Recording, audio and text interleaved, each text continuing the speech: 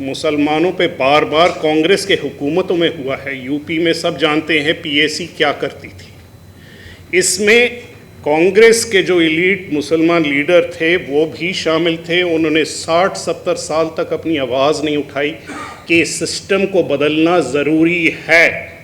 आपको जब तक बीजेपी आती है तब तक रुकने की ज़रूरत नहीं थी। आपके हाथों में था ये सिस्टम। आप लोगों ने क्या आवाज़ उठाई, आप लोगों ने क्या बोला। ये जो कांग्रेस की एलीट मुस्लिम लीडरशिप थी। कांग्रेस को आज सिख याद आते हैं। आपको इस पूरी तस्वीर में कोई सिख दिख रहे हैं? भीमा कोरेगांव में जो आजकल जेल में अभी तक रुके हुए हैं, पकड़े हुए हैं, जिनको सरकार ने मेहमान बना के जेल में रखा हुआ, उसमें कोई सिख दिख रहा है? तो सिखों से परेशानी है बीजेपी को, पर सिख बीजेपी के टारगेट नहीं है। पर जिस तरह से मुसलमानों को टारगेट किया जा रहा है, सिखों या किसी और माइनॉरिटी को नहीं टारगेट किया जा रहा है। 8 या 10 साल के बाद बोलते बोलते आज कांग्रेस से सिख शब्द मुंह से निकला है, मुसलमान शब्द आज तक नहीं निकल पाया है। लड़ाई असल में आरएसएस के साथ है, उस विचारधारा के साथ है और इस सिस्टम के साथ है जो कांग्रेस ने ही कमज़ोर किया था, जिसका फ़ायदा आज बीजेपी उठा रही है। एक तो हमारी जो पुलिस और न्यायपालिका है, ये जो सिस्टम या ढांचा खोखला हुआ है, ये काम 2014 से नहीं शुरू हुआ है। ये काम पुराना है और इसे हमें समझना चाहिए कि अगर हम बात करते हैं कि दिल्ली पुलिस ने इन दंगों में क्या क्या किया है, दंगे के साजिश में दिल्ली पुलिस खुद कैसे शामिल थी, हम लोगों ने इस पे भी लिखा हुआ है। तो ये साजिश आज नहीं शुरू होती है। ये जो आज दिल्ली पुलिस के अफसर हैं या जो आज जवान हैं, इनकी ट्रेनिंग किसने की थी? इनके सीनियर्स ने, एक जनरेशन पहले के पुलिस अफसर थे।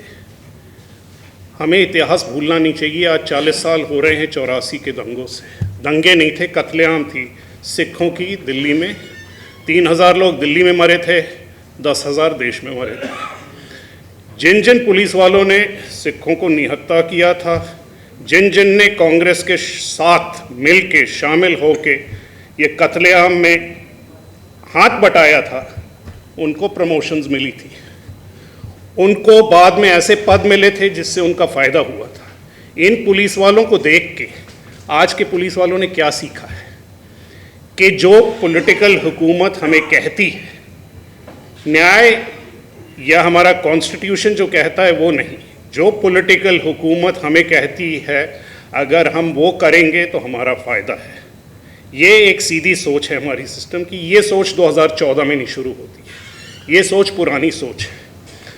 इस सोच का असर मुसलमानों पे बार बार कांग्रेस के हुकूमतों में हुआ है। यूपी में सब जानते हैं पीएसी क्या करती थी। इसमें कांग्रेस के जो एलीट मुसलमान लीडर थे वो भी शामिल थे। उन्होंने 60-70 साल तक अपनी आवाज़ नहीं उठाई कि इस सिस्टम को बदलना ज़रूरी है।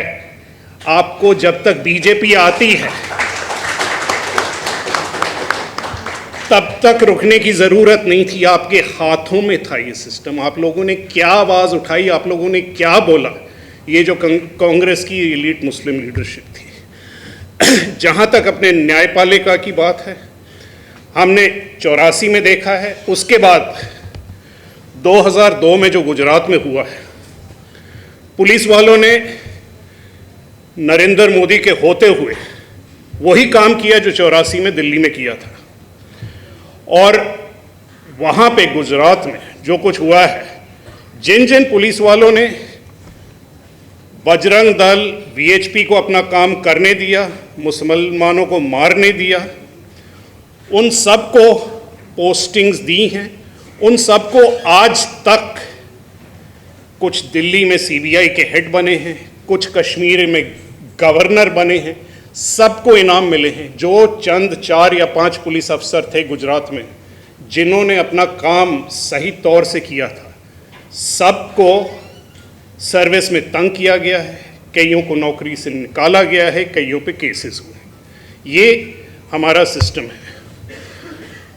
और 2014 में अगर ये बदलता है तो ये बदलता इसलिए नहीं है क्योंकि नरेंद्र मोदी अकेले ने बदला है। नरेंद्र मोदी एक सोच का प्यादा है, अपने आप में वो कुछ नहीं है। ये बात दिग्विजय सिंह जी ने की थी कि 2014 में जो हुआ है, संघ का राज इस देश में शुरू हुआ है।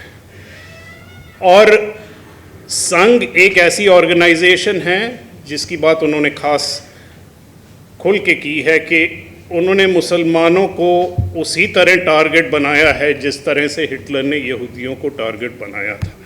और इस बात को संघ के अपने बड़े लीडर गोलवालकर जिसको मोदी कहते हैं हमारे सबसे बड़े गुरुजी, ने कहा था कि भारत में जो हिटलर ने यहूदियों के साथ किया है वही कदम हमें अपनी माइनॉरिटीज़ खास करके मुसलमानों के साथ उठाने चाहिए। ये संघ जब पावर में आती है तो यही व्यवस्था पुलिस की, न्यायपालिका की, वही न्यायपालिका जिसने 84 से लेके 2014 तक ना 84 के दंगों में या 2002 के दंगों में हमें कोई न्याय दे पाई है, वो न्यायपालिका की व्यवस्था, वो पुलिस हमारे सामने खड़ी होती है।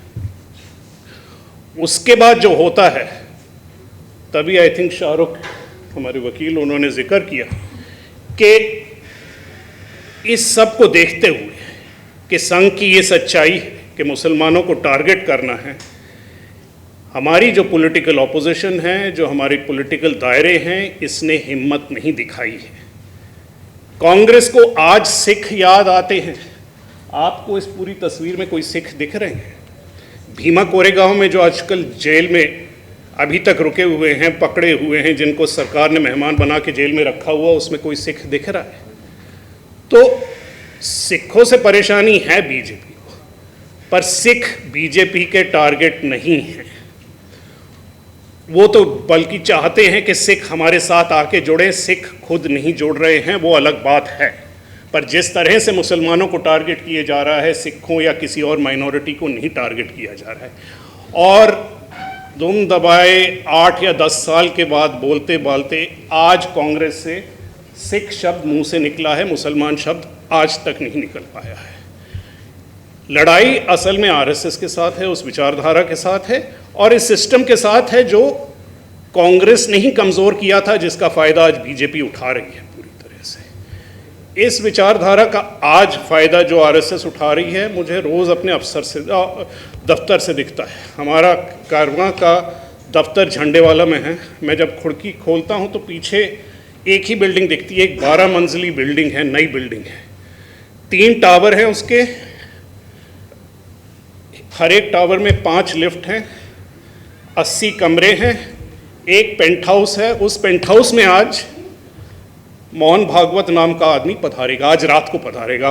पढ़ेंगे न्यूज़ तो ये पहला दिन होएगा कि इस बिल्डिंग का खर्चा शायद उतना ही खर्चा होएगा जितना रिलायंस के मुकेश अंबानी ने एंटेला बनाया था।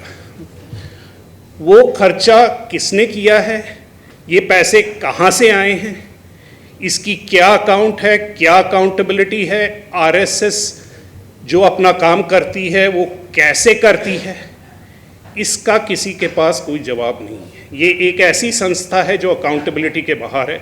आप और मैं टैक्स भरते हैं, बाकी लोगों से सवाल ईडी उठा सकती है, आरएसएस से कोई सवाल नहीं किया जा सकता। फिर वो सवाल उठता है कि चलिए ये 2014 के बाद की व्यवस्था है, 47 से 2014 तक हम ये सवाल नहीं उठा सकते थे, ये अकाउंटेबिलिटी आरएसएस से नहीं मांग सकते थे। किसने मांगनी थी ये अकाउंटेबिलिटी? तो ये पेंट हाउस में रहते हुए मोहन भागवत, आपने एक और खबर पढ़ी ही होगी कि मोहन भागवत की सिक्योरिटी अपग्रेड हो गई है। सिक्योरिटी अपग्रेड हो गई है। मोहन भागवत की सिक्योरिटी की जो स्थिति है आज, वो अमित शाह से मिलती है। देश में सिर्फ 3 लोग हैं जिनकी सिक्योरिटी उस स्तर पे है, नरेंद्र मोदी की, अमित शाह की और मोहन भागवत की। ये जो कल्चरल संस्था है, इसके लीडर को इस सिक्योरिटी की ज़रूरत क्यों पड़ती है? तो इसका मतलब अगर आप नफरत फैलाते हैं, दंगों में आपका नाम लिया जाता है, महात्मा गांधी की हत्या में आपके लोग शामिल थे, हर दंगे में आपके लोग शामिल हैं, रोज़ आप बात करते हैं जाति की भेदभाव को, वर्ण व्यवस्था को कायम रखने की पूरी तरह बात करते हैं, कभी कभी अपनी बात बदल देते हैं, वो संघ की आदत है। आप बात करते हैं कि मुसलमानों के साथ कैसा बर्ताव करना चाहिए। ये सब के बाद आपको एक पेंट हाउस मिलता है और सिक्योरिटी मिलती है इस देश में, और इस देश में वो पावर मिलता है जो नरेंद्र मोदी के हाथ में भी नहीं है। और आप अगर बात करते हैं कॉन्स्टिट्यूशन की, आप बात करते हैं कि लोगों को साथ मिलना चाहिए, नफ़रत का जवाब प्यार से देना चाहिए, तो आप लोग इस जेल में बैठे होते हैं। ये आज देश की सच्चाई है, और ये सच्चाई, ये बात दिग्विजय सिंह ने ठीक कही थी, ये जल्दी नहीं जाएगी। ये लड़ाई संघ के साथ की लड़ाई है, और साथ साथ में ये लड़ाई है व्यवस्था बदलने की। जो हमारे सिस्टम्स हैं, लीगल सिस्टम्स हैं, जुडिशल सिस्टम्स हैं, जहाँ तक शॉर्ट टर्म में हम आशा कर सकते हैं कि शायद बेल मिल जाए, कोई डिसीजंस आ जाएं, पर सिस्टम खोखला हुआ है, ये जल्दी बदलेगा नहीं। ये वही करेगा जो पॉलिटिकल स्थिति चाहती है। पॉलिटिकल स्थिति आरएसएस और बीजेपी के हाथ में है। जब तक ये नहीं बदलता, कुछ और नहीं बदलेगा। तब हमें ये बार बार ये बात बोलनी पड़ेगी, बार बार ये बात सुननी पड़ेगी।